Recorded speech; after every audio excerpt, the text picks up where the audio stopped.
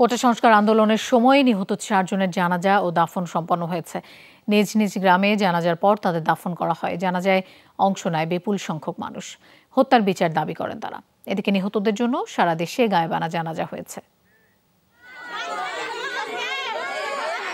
কোটা সংস্কার আন্দোলনে রংপুরে মঙ্গলবার প্রাণ হারান রোকেয়া বিশ্ববিদ্যালয়ের ছাত্র আবু সাইদ। পীরগঞ্জে জাফরপাড়ায় 2 দফা জানাজা হয় তার। সহপাঠী আন্দোলনকারীরা ছাড়াও স্থানীয়রা অংশ নেন জানাজায়। এ সময় বিশ্ববিদ্যালয়ের পক্ষ থেকে কলা অনুষদের ডিন ডক্টর শফিক আশরাফ সহ অন্য শিক্ষকরা উপস্থিত ছিলেন।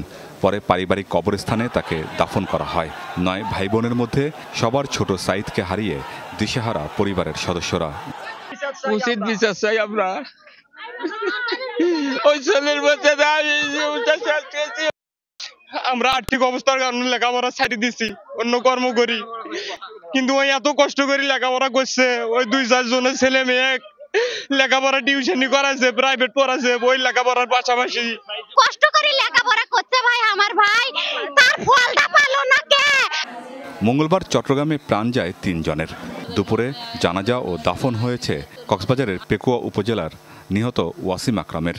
তিনি চট্টগ্রাম কলেজের অনার্স 3য় বর্ষের ছাত্র ছিলেন। তার মরদেহ নিয়ে বিক্ষোভ করেছে স্থানীয়রা। সংঘর্ষে নিহত আরেকজন ফয়সাল মাহমুদ শান্ত। চট্টগ্রামে MES কলেজে অনার্স 1ম বর্ষের ছাত্র ছিলেন তিনি। তাকে বরিশালে বাবুগঞ্জ উপজেলার মানিককাঠি গ্রামে দাফন করা হয়েছে। আমার ছেলে হলো পথচারী, সে পথ থেকে হাইটে যাচ্ছে, তাকে গুলি করছে। কে গুলি করছে? পুলিশ তো গুলি করে না, কে করছে গুলি? ঘটনাটা মূলত ঘটছে আপনার 2 নম্বর গেট এবং মুরাদপুরের মাঝামাঝি। এটা হচ্ছে 5:30 থেকে 6টার ভিতরে, এবং গুলিটা করছে ছাত্রলীগে। সংঘর্ষের মাঝখানে পড়ে গুলিবিদ্ধ হন ফার্নিচার দোকানের কর্মী মোহাম্মদ ফারুক। তার বাড়ি নোয়াখালীর বেগমগঞ্জে, কিন্তু সকালে তাকে শ্বশুরবাড়ি কুমিল্লার চান্দিনায় দাফন করা হয়। বাবাকে দেখিনি, স্কুলে গেছিলাম। গরিব মানুষ সেই হিসেবে যদি একটু সরকার একটু সাহায্য করে বা সহায়তা করে তাদের উপকৃত হয়। নিহতদের জন্য সারা দেশে গায়েবানা জানাজা, দোয়া ও কফিন মিছিল করেছে কোটা সংস্কার আন্দোলনকারীরা।